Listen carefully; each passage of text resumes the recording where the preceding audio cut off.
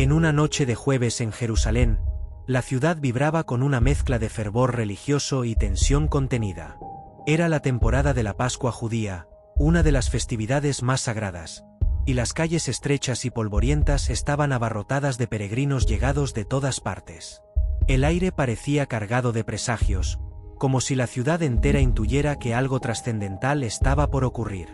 En medio de este bullicio, un grupo de soldados romanos, acompañados por guardias del templo y guiados por Judas Iscariote, uno de los discípulos de Jesús, se dirigía con pasos firmes hacia el huerto de Getsemaní.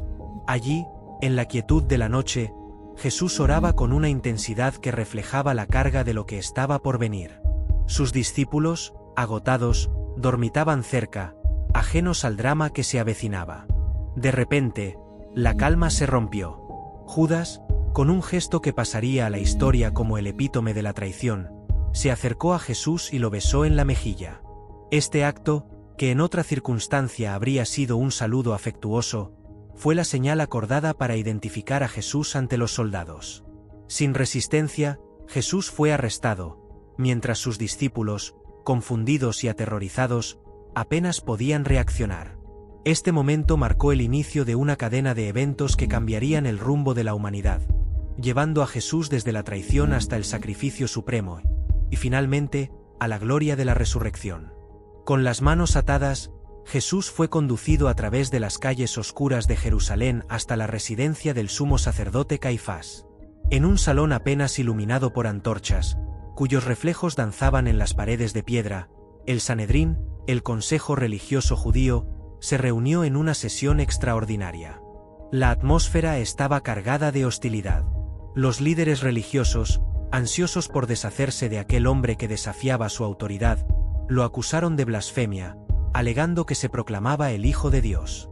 Presentaron testigos falsos, cuyas declaraciones contradictorias se desmoronaban ante la compostura de Jesús.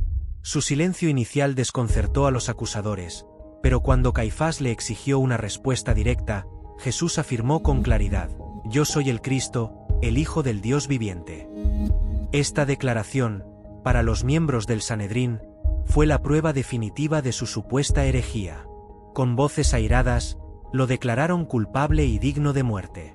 Sin embargo, bajo la ocupación romana, el Sanedrín no tenía autoridad para ejecutar a nadie. Así, al despuntar el alba, Jesús fue llevado ante Poncio Pilato, el gobernador romano, quien residía temporalmente en la fortaleza Antonia debido a las festividades. Pilato, un hombre curtido por la política y conocido por su pragmatismo, escuchó las acusaciones de los líderes religiosos con una mezcla de curiosidad y escepticismo. Para él, Jesús no parecía un revolucionario peligroso ni una amenaza al orden romano. Las acusaciones de que Jesús se proclamaba rey carecían de peso político a sus ojos. Sin embargo, la multitud que se agolpaba en las calles, inflamada por los líderes religiosos, representaba un riesgo de disturbios en una ciudad ya de por sí volátil durante la Pascua. Buscando una salida, Pilato descubrió que Jesús era Galileo y decidió enviarlo a Herodes Antipas, el tetrarca de Galilea, quien también estaba en Jerusalén. Herodes, intrigado por la fama de Jesús, esperaba presenciar algún milagro. Sin embargo, Jesús permaneció en silencio ante sus preguntas, lo que frustró al tetrarca. Tras burlarse de él y vestirlo con un manto lujoso como mofa a su supuesto reinado, Herodes lo devolvió a Pilato. La presión sobre el gobernador crecía. La multitud, ahora más numerosa y vociferante, exigía la crucifixión de Jesús, un castigo brutal reservado para los peores criminales. Pilato, aún convencido de la inocencia de Jesús, intentó una última maniobra. Recordando la tradición de liberar a un prisionero durante la Pascua, ofreció a la multitud elegir entre Jesús y Barrabás, un conocido delincuente encarcelado por robo y asesinato. Para sorpresa de Pilato, la multitud, manipulada por los líderes religiosos, gritó con furia que liberaran a Barrabás y crucificaran a Jesús. Esta elección resonó con un significado profundo. El pueblo rechazó al hombre que predicaba amor, perdón y redención, optando por un criminal que representaba la violencia y el caos.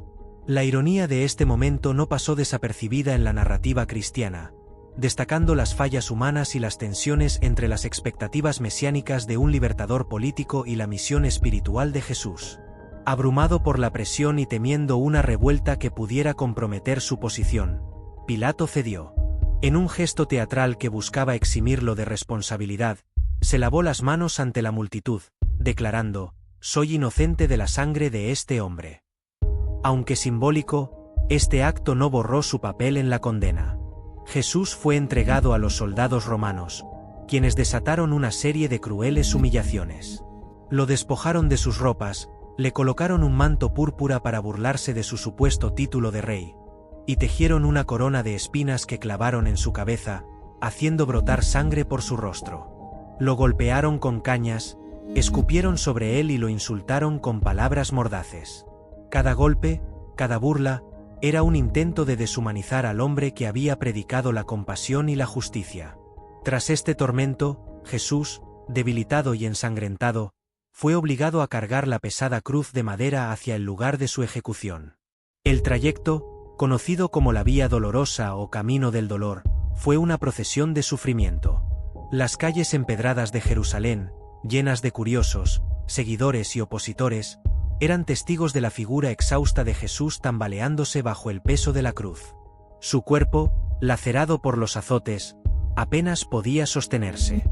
En un momento, los soldados romanos obligaron a Simón de Cirene, un transeúnte, a ayudar a Jesús a llevar la cruz, un acto que se convirtió en un símbolo de solidaridad en la tradición cristiana. A lo largo del camino, Jesús se encontró con rostros llenos de dolor y compasión. Según la tradición, María, su madre, lo vio pasar, y el encuentro entre ambos fue un instante de angustia indescriptible. La madre, que había cuidado de su hijo desde su nacimiento, ahora lo veía reducido a un espectáculo de sufrimiento. También se cruzó con mujeres que lloraban por él, y a pesar de su propio dolor, Jesús les habló con ternura, consolándolas y exhortándolas a no lamentarse por él, sino por lo que vendría. Estas interacciones, aunque breves, revelaron la profundidad de su amor incluso en medio de la agonía. Finalmente, llegaron al Gólgota, una colina fuera de los muros de Jerusalén cuyo nombre significa lugar de la calavera. Allí, los soldados romanos prepararon a Jesús para la crucifixión. Lo despojaron del manto, lo tendieron sobre la cruz y clavaron sus manos y pies con grandes clavos de hierro. El sonido de los martillos resonaba en el aire, acompañado por el murmullo de la multitud. La cruz fue levantada, y Jesús quedó suspendido entre el cielo y la tierra, un símbolo eterno de sufrimiento y redención. A su lado, dos criminales también fueron crucificados, cumpliendo la profecía de que el Mesías sería contado entre los transgresores. Pilato, en un gesto que mezclaba sarcasmo y verdad, ordenó colocar un cartel sobre la cruz que decía: «Jesús Nazareno, Rey de los Judíos». Escrito en hebreo, griego y latín, el letrero estaba destinado a ridiculizar a Jesús, pero para los creyentes, proclamaba una verdad divina. La multitud que se reunía al pie de la cruz era un mosaico de emociones. Algunos se burlaban, gritando insultos y desafiándolo a bajar de la cruz si era el Hijo de Dios. Otros, como sus discípulos y las mujeres que lo habían seguido, lloraban en silencio, incapaces de soportar la visión de su maestro en tal estado. En medio de su tormento, Jesús pronunció palabras que han resonado a través de los siglos. Primero, intercedió por sus verdugos, diciendo: «Padre, perdónalos, porque no saben lo que hacen». Esta súplica reflejó la inmensidad de su amor, buscando la misericordia incluso para quienes lo torturaban. Luego, uno de los criminales crucificados junto a él, tocado por un arrepentimiento profundo, reconoció su inocencia y le pidió: «Jesús, acuérdate de mí cuando vengas en tu reino». Con autoridad divina, Jesús respondió: «De cierto te digo que hoy estarás conmigo en el paraíso», ofreciendo salvación en el último aliento de aquel hombre. María, la madre de Jesús, estaba al pie de la cruz, soportando un dolor que ninguna madre debería experimentar. Junto a ella estaba Juan, el discípulo amado. En un gesto de amor filial, Jesús miró a su madre y le dijo: «Mujer, he ahí tu hijo», y a Juan: «He ahí tu madre». Con estas palabras, aseguró el cuidado de María y estableció un vínculo espiritual que trasciende los lazos de sangre, creando una nueva comunidad de fe. Desde el mediodía hasta las 3 de la tarde, una oscuridad sobrenatural cubrió la tierra.